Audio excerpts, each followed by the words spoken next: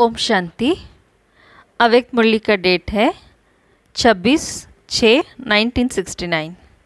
शिक्षा देने का स्वरूप, अपने स्वरूप से शिक्षा देना। बाबा किसको देख रहे हैं? बच्चों को देख रहे हैं। आज मुरली में क्या सुना था? आप सभी किसको याद करते हो?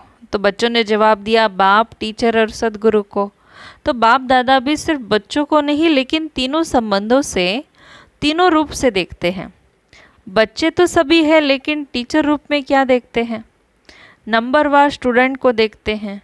और गुरु रूप से किसको देखते हैं मालूम है? नंबरवार फॉलो करने वालों को। जिन्होंने फॉलो किया है और जिन्हों को अभी करना है, दोनों को देखते हैं। मुख्य फॉलो कौन सा करना है? गुरु रूप से जो शिक्षा देते हैं उसमें मुख्य फॉलो किसको करना है? गुरु रूप से मुख्य फॉलो क्या है? याद की यात्रा। बच्चों ने कहा याद की यात्रा तो एक साधन है, लेकिन वह भी किस लिए कराते हैं? दूसरों की सद्गति करने के लिए। बच्चों ने जवाब दिया, पहले अपने को क्या फॉलो करना पड़ेगा। याद की यात्रा भी किस लिए सिखाई जाती है? गुरु रूप से मुख्य फॉलो यही करना है, अशरीरी, निराकारी, न्यारा बनना। याद की यात्रा में भी इसलिए करते हैं कि साकार में रहते निराकार और न्यारे अशरीरी हो रहे। जब अशरीरी बनेंगे तब तो गुरु के साथ जा सकेंगे। मुख्य रूप से तो यही फॉलो कर रहे हो और करना है।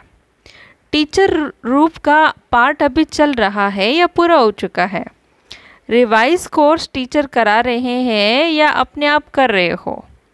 बच्चों ने जवाब दिया, टीचर की मदद से। पढ़ाई पढ़ाते नहीं है, लेकिन मदद है। रिवाइज कोर्स के लिए स्कूल से छुट्टी ली जाती है, जिसको होमवर्क कहा जाता है, लेकिन टीचर का कनेक्शन रहता है। साथ नहीं रहता, सिर्फ कनेक्शन रहता है। कनेक्शन तब तक है जब तक फाइनल पेपर ना हो जाए। रिवाइज कोर्स के लिए टीचर हर वक्त साथ नहीं रहता, तो अभी टीचर दूर से ही देखरेख कर रहे हैं। कहीं पर भी कोई मुश्किलात हो तो पूछ सकते हो, लेकिन जैसे पढ़ाई के समय साथ रहते थे अब वैसे नहीं है।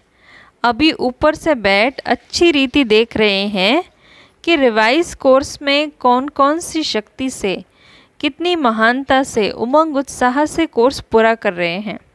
ऊपर से बैठे दृश्य कितना अच्छा देखने में आता है। जैसे यहाँ संदली पर बैठे हैं देखने में, और नीचे बैठ के देखने में फ़र्क तो है। इससे भी ऊपर कोई बैठकर देखे तो कितना फ़र्क होगा। बुद्धि बल से महसूस कर सकेंगे। क्या अनुभव होता है? आज अनुभव सुनाते हैं। अनुभव सुनने और सुनाने की तो परंपरा से रीत है। तो वतन में रहते क्या अनुभव करते हैं? वतन में होते भी टीचर का कनेक्शन होने के कारण देखते हैं। कोई बहुत अलौकिकपन से पढ़ाई को रिवाइज कर रहे हैं, कोई समय गंवा रहे हैं, कोई समय सफल कर रहे हैं। जब देखते हैं कि समय को गंवा रहे हैं तो मालूम क्या होता है? तरस तो आता ही है, लेकिन तरस के साथ साथ जो संबंध है वह संबंध भी खींचता है। फिर दिल होती है कि अभी अभी बाबा से छुट्टी लेकर साकार रूप में उन्हों का ध्यान खिंचवाए, लेकिन साकार रूप का पाठ तो पूरा ही हुआ, इसलिए दूर से ही सकाश देते हैं। बाबा जैसे साकार रूप में लाल झंडी दिखाते थे ना, वैसी वतन में भी। लेकिन देखने में आता है कि अव्यक्ति रस को, अव्यक्त मदद को बहुत थोड़ा ले पाते हैं। जो भी रास्ता तय करते हैं, विघ्न आते हैं। उन विघ्नों को पार करने के लिए मुख्य कौन सी शक्ति चाहिए? सहन शक्ति। सहन शक्ति से पहले कौन सी शक्ति चाहिए? विघ्न डालने वाली कौन सी चीज़ है? बच्चों ने कहा माया। सुनाया था ना, विघ्नों का सामना करने के लिए पहले चाहिए परखने की शक्ति, फिर चाहिए निर्णय करने की शक्ति। जब निर्णय करेंगे यह माया है व यथार्थ है, फ़ायदा है व नुकसान है, अल्पकाल की प्राप्ति है व सदाकाल की प्राप्ति है।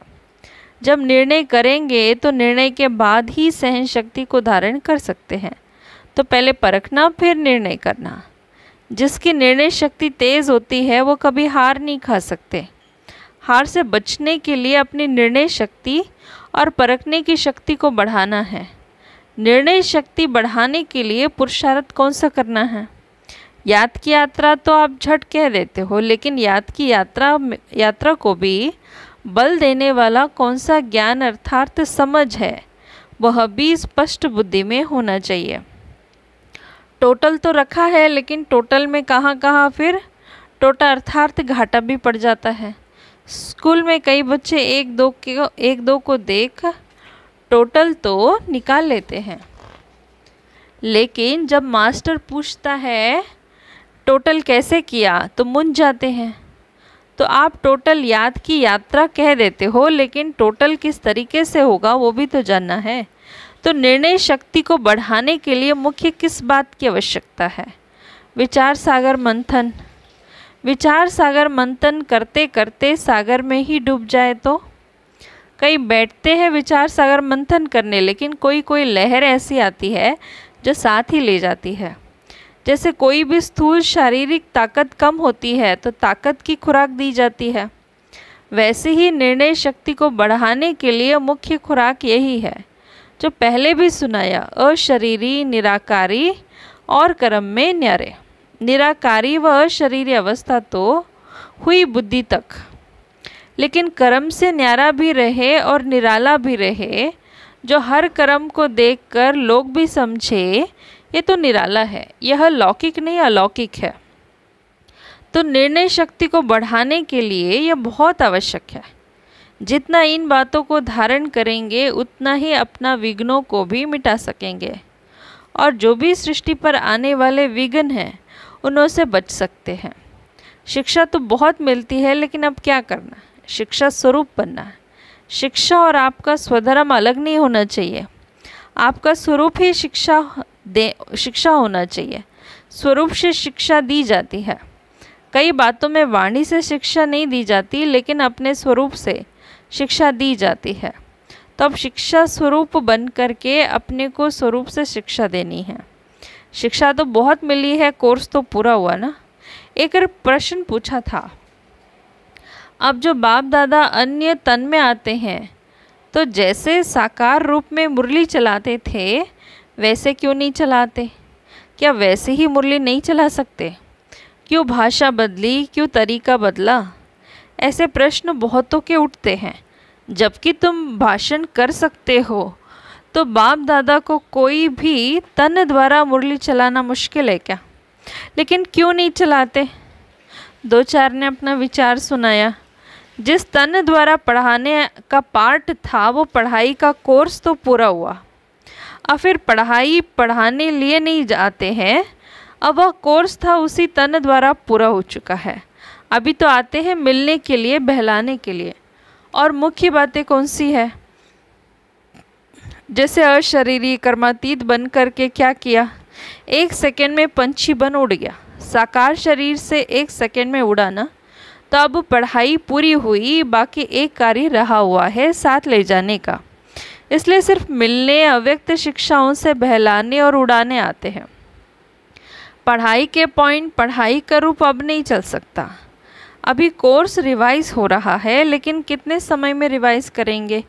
कितने तक कोर्स पूरा हुआ है? अभी यह सभी को निर्णय करना है कि कहाँ तक रिवाइज कोर्स हुआ है और कितना समय अभी चाहिए। साकार तन में हर कर्म, हर परिस्थिति, हर स्थिति से अपने को भेंट करना, यह लक्ष्य रखते अपने को देखो, फिर पता पड़ेगा कि हम कहाँ तक है। लक्ष्य तो बता दिया है कि कैसे अपने को परखना और फिर उत्तर देना है। दूसरा प्रश्न यह देते हैं, होमवर्क तो तुम्हारा चल ही रहा है, उसमें विशेष ध्यान खिंचवाते हैं। ये जो पार्ट भावी प्रमाण हुआ है वो साकार रूप को अव्यक्त क्यों बनाया? इसके भी कई गुह्य रहस्य है। इसकी गहराई में जाना, सागर की लहरों में नहाने नहीं लग जाना, लेकिन सागर के तले में जाना, फिर जो रतन मिले वो ले आना। यह सोचना इनका गुह्य रहस्य ड्रामा में क्या नूंदा हुआ है। ऊपर कोई गुह्य रहस्य है, बिना रहस्य के तो कोई भी चलन हो ही नहीं सकती। अच्छा, अभी तो टाइम हो गया। ओम शांति।